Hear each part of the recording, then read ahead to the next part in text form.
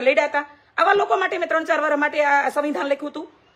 ઈ હોતે વિચારતા હશે, એને હોતે ક્યાંક એના હારા આત્મા ઉપર સ્વર્ગમાં બેઠા હશે ને તો એ વિચારતા હશે કે આપણે કેવા સમાજનું નિર્માણ કરી બેઠા.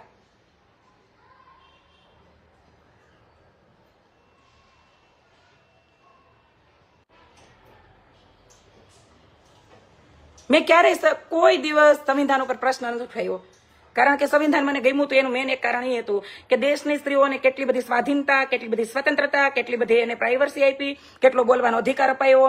તો એ કેટલો સરસ મહાન માણસ હશે કે એને કેટલું નોટિસ કરી લીધું છે સમાજમાં. એ વખતે સમાજ કેવો હશે, એમ સભ્ય કહેવાતો સમાજ એ વખતે કેવો સંકુચિત માનસિકતાનો હશે, તો એને કેટલું નોટિસ કર્યું છે, દેશની દરેક દીકરીને અધિકાર અપાયો. બરાબર, પણ તમને નથી લાગતું કે અધિકારનો બહુ ગેરફાયદો ઉઠાવ્યો, બહુ ગેરફાયદો ઉઠાવ્યો દરેક સમાજની દીકરીઓએ? તઈ બાબા આંબેડકર સાહેબને ખબર જ નહીં હોય કે હું જે અધિકાર અપાવી રહ્યો છું ને એનો અધિકારનો ફાયદો નગ્નતામાં એ પરિવર્તિત કરી દે. હા, શું કર્યું?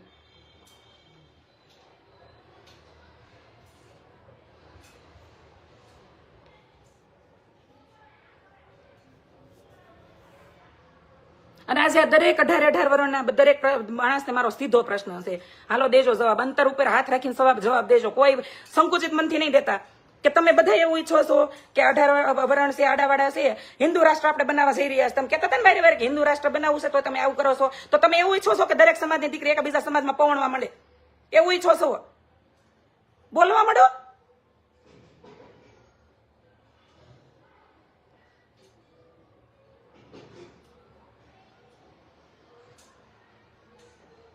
મેં તમારું નામ ગીતાજી રાખ્યું છે, મારું નામ ગીતાજી નહીં રાખતા. ગીતાજીને આપણે 4 અધ્યાય હરખા વાંચી ન હોય કે યાદ ન રાખીએ ક્યાં હોય.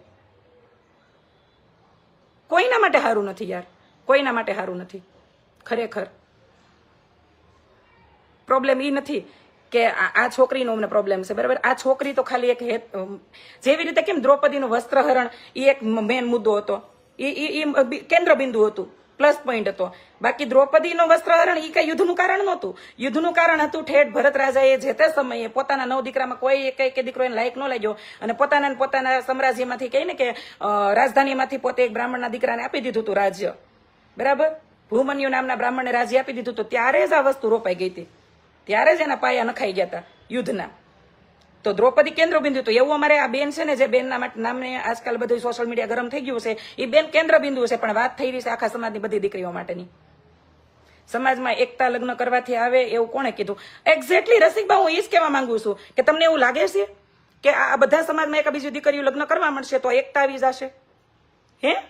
અને તમને શું લાગે છે કે દરેક સમાજમાં અધર કાસ્ટની છોકરી આવશે એને એ હક મળશે, એ સમાનતા મળશે જે એના પોતાના સમાજમાં એને મળતી હોય છે મળશે? ન મળે યાર.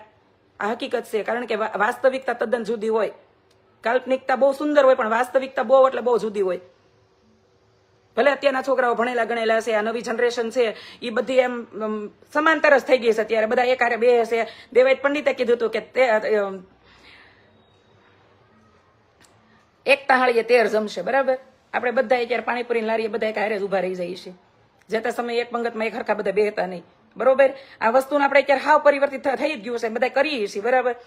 પણ જે સમાજમાં તમે દીકરીઓ લગ્ન કરીને જાય ને, એ સમાજની રૂઢિ, એના રિવાજ, એની વાણી, એનું વર્તન અને એની સંકુચિતતા અને એની વધારે પડતી કહીને કે ઓપન માઇન્ડેડ વાતો, જે પટેલ સમાજમાં એટલું બધું ખુલ્લી જીવવા માંડ્યા છે, એ જરૂર જ નહોતું. બોલો, નહોતું જરૂર. કારણ કે અમારા ગૌઠાબામને એમ કહેતા કે તમારા ડોહા ત્યાં હું ડાયટું અડધી રાતે બહાર જવાનું, અડધી રાત થઈ નો હાડા હાથે અમારે સિરિયલ જોવી હોય, ફઈના ઘરે ટીવી હોય, તો એમ કે દિયાતમાં પછી ડેલી બાર પગ મૂકે ને તો બંધ કરી દેશે, ડેલી આવવા દેતો નહીં એકે નંદે.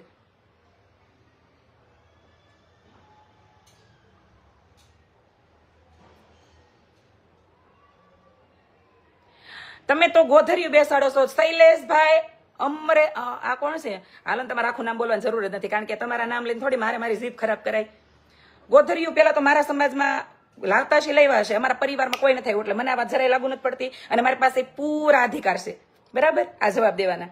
અમારા સમાજમાં ગોધરિયું જે લાવ્યા છે, ગોધરિયું એટલે એ સ્ત્રી જ છે, બરાબર? લાવ્યા છે એ લાવ્યા જશે, એની ના નથી. પણ અમારા પરિવારમાં કોઈ નથી આવી. સારું છે, કેવડી ભગવતીની કૃપા. બોલો, કેવડી ભગવતીની કૃપા કે દરેક સવાલના સચોટ જવાબ દેવાની ક્ષમતા મારા પાસે રહેવા દીધી એને, બરાબર? મારી ઘરે કોઈ નથી આવી.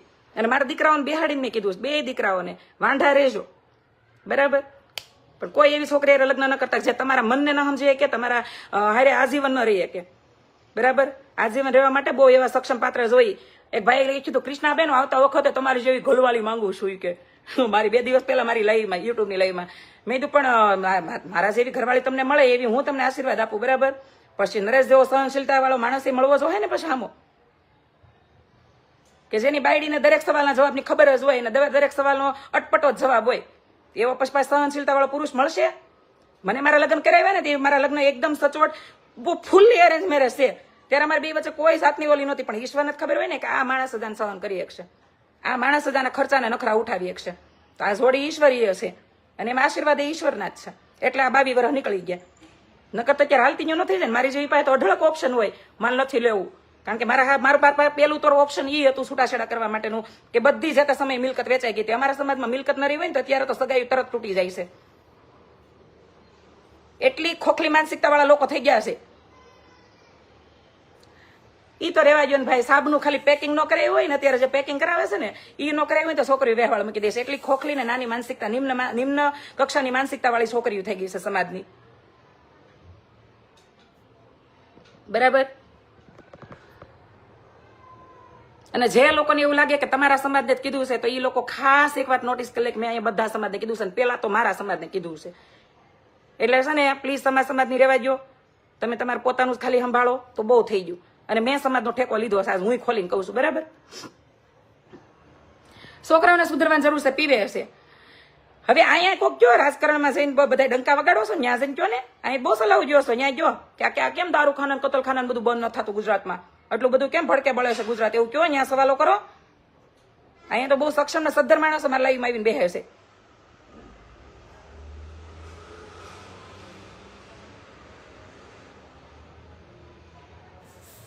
મજા રૂપલબેન વાળા બેન, બધી જોડીઓ ઈશ્વર જ બનાવે છે. એક બેન નો વિરોધ કેમ? લે હાલે, ઈ બેન નો વિરોધ એટલા માટે કર્યો છે કે ઈ બેન ની જોડી ઈશ્વરે નથી બનાવી. ઈ બેન ની જોડી ઈ બેને પોતે બનાવી, બરોબર? સમજાઈ ગયું?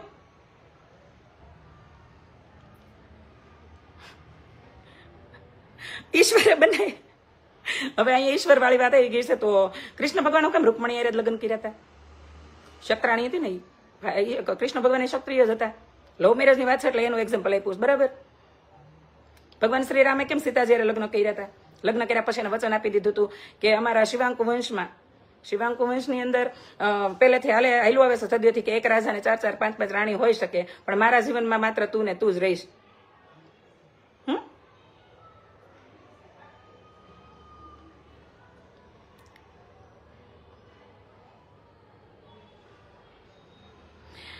આપણે કોઈ નીચે કહેતા જ નથી, પણ અમુક તમારી વાહિયાત વાતો એ છે ને તમે લોકો જાણી જોઈને પોતાની જાતને નીચા ગણાવવા માંડો છો, બરાબર.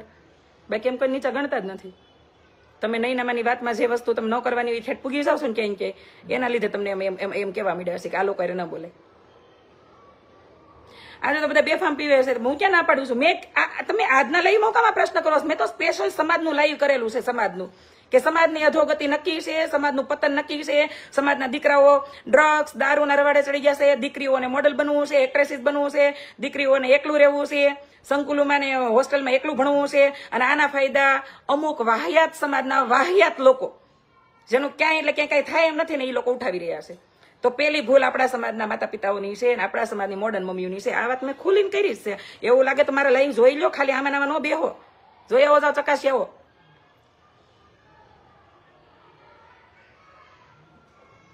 બાકી કમેન્ટ નહીં લડવાનું. એક ભાઈ મને અત્યારમાં ફોન કરી દીધો, મને કે હું ફલાણો બોલું છું. મેં મારી પાસે ટાઈમ નથી. એને પાછી એવી કમેન્ટ કરી હતી કે અહીંયા તમે મને ફોન નંબર આપો એટલે હું તમને બધું સમજાવું. મેં હું ઊંચા લેવલની માનસિકતા ધરાવતા લોકો વાત નથી કરતી.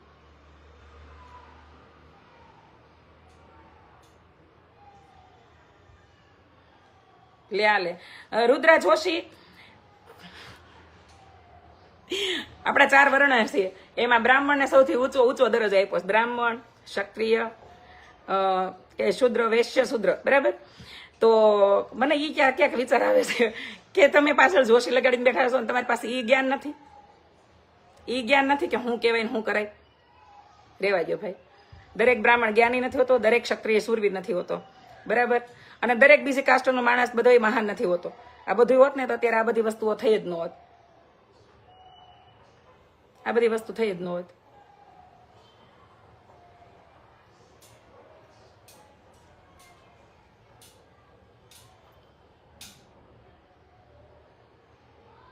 હા મને ખબર છે રસિકબા, અહીંયા વાત કરી રહીશું સંસ્કાર લેવલની વાત થઈ શકે કરી રહીશું.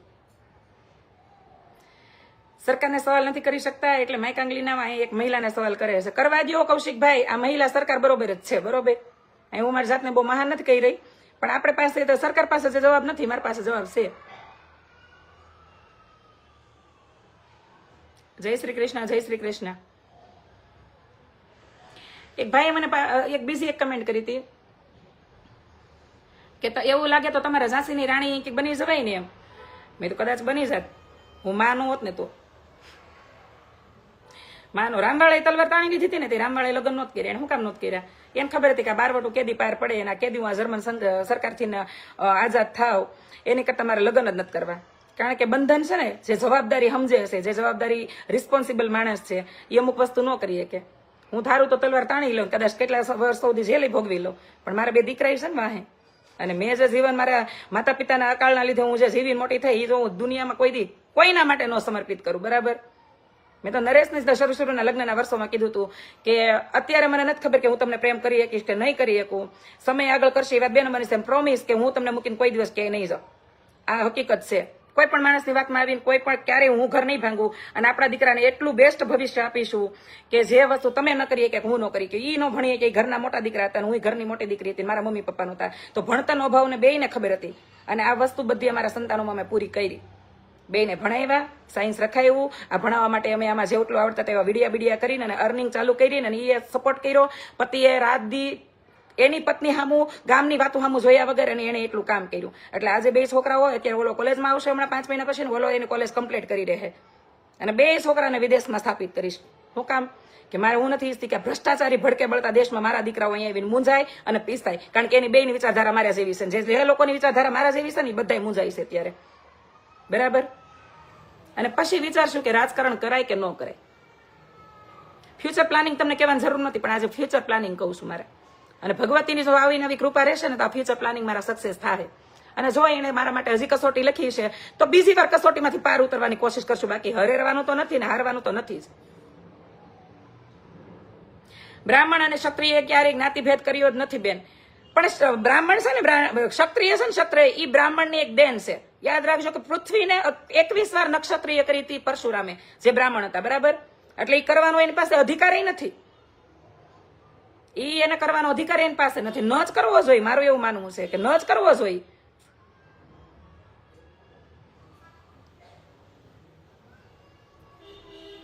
ભગવાન કૃષ્ણએ કીધું છે, વાંચો ગીતા, વાંચો મહાભારત, ખોલો ક્યારેક એટલે ખબર પડે કે ક્ષત્રિય જે છે ને, ક્ષત્રિય એ બ્રાહ્મણ સમાજની એક દેન કહી શકાય. બરાબર. કારણ કે કેટલા મહાશક્તિશાળી ને શૂરવીર હશે પરશુરામ બ્રાહ્મણ, એની પાસે જ્ઞાન તો હશે જ, પણ સાથે એની પાસે શૂરવીરતા કેવી હશે? 21 વખત પૃથ્વીને નક્ષત્રિય કરી દીધી. અને હવે પાસે એવા સવાલો નહીં કરતા કે બીજા બચ્ચા તો આ બીજા ક્ષત્રિયો ક્યાંથી નહીં આવ્યા, એની ઉપર વાદ વિવાદ થઈ જાય પાછું. અહીં કોઈ હાસો સાંભળી નહીં શકે. બાકી એનો જવાબ તો હોય જ.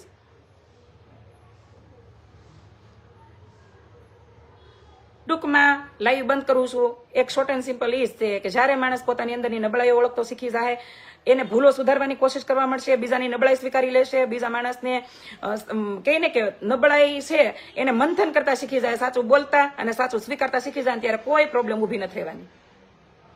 બરાબર. ત્યારે કોઈ પ્રોબ્લેમ નથી ઊભી રહેવાની. પ્રોબ્લેમનું સોલ્યુશન એક જ છે કે પોતાની નબળાઈને ઓળખો, પોતાની નબળાઈને સ્વીકારો, અને એની ઉપર મનોમંથન કરો, અને એ વસ્તુને આગળ જતા બીજી વાર ન થાય ને એ કોશિશ કરવા માંડો. બ્રાહ્મણે અધર્મી ક્ષત્રિયને માર્યા હતા, સારા ક્ષત્રિયને નહીં. મને ખબર છે ભાઈ, ખબર છે. અને પછી એટલે જ પરશુરામે કીધું કે મેં ફરસી મૂકી દીધી છે, આલે કૃષ્ણ, હવે આ તારો યુગ છે, તું આ સુદર્શન સંભાળ, અને હવે એવા ક્ષત્રિયોનો નાશ કરો કે જેણે સમાજના હિત માટે જન્મ લેવાનો હતો અને એને પોતાનું જ હિત વિચાર્યું. આજે એ વાત બધા એવા નેતાઓને લાગુ પડે છે. અત્યારે કૃષ્ણ યુગ નથી હાલી રહ્યો, અત્યારે લોકશાહી છે આપણા દેશમાં. અત્યારે પણ એ જ યુગ હાલે છે કે જ્યાં ભ્રષ્ટાચારી નેતાઓ પોતાના ઘરના રોટલા શેકે છે, પોતાની જ ખુરશીઓ ગરમ રાખે છે, પોતાની જ તિજોરીઓ ભરે છે, અને દેશની પરિસ્થિતિને હાલ સાલને ની મધર સિસ્ટર કરી નાખી છે, જેમાં તમારી મારી જેવા લોકો પીસાઈ રહ્યા છે. બરાબર. જેમાં 5-25% સારા નેતાઓ હશે ને, એ હોતે એના લીધે પીસાઈ રહ્યા હશે, એના લીધે પોતાની ઉપર આવી છાપો પોતે લગાડી રહ્યા હશે, અને દરેક જગ્યાએ આ થઈ રહ્યું છે. એટલે વિચારો કે દેશની નીવને જો ઝડકીને અને પોતે કરવી હોય ને સ્ટ્રોંગ, તો પેલા તો આ છે ને આ બધી વસ્તુને મૂકો.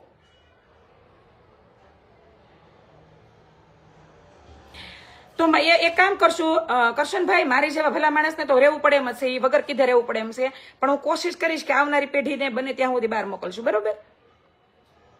કારણ કે અહીંયા કાયદા કાનૂનનું સતત વ્યવસ્થિત સખત પાલન થાય છે. ગેસ કોઈ દી મારી 10 એવી ફ્રેન્ડ છે જે ન્યુઝીલેન્ડમાં, ન્યુયોર્કમાં, યુએસએમાં, લંડન બધી રહી છે અને ત્યાંના કલ્ચરથી મને વાકેફ કરે છે, ત્યાંના કાયદા કાનૂનનો પાઠ કે ભણાવે છે, શીખવાડે છે. આ જોઈને એટલી તો એટલીસ્ટ ખબર પડે છે મને કે આપણા દેશનો કાયદા કાનૂનને કેટલી હદે ઓલો કરી નાખ્યો હશે, ઘોડો લઈ ગયો હશે.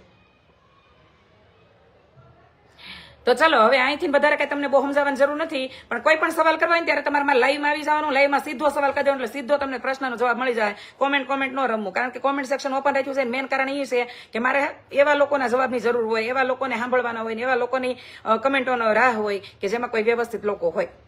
જે વ્યવસ્થિત લોકો ન હોય ને એને પોતાની વ્યવસ્થા પણ જાળવવું, બરાબર? જય માતાજી.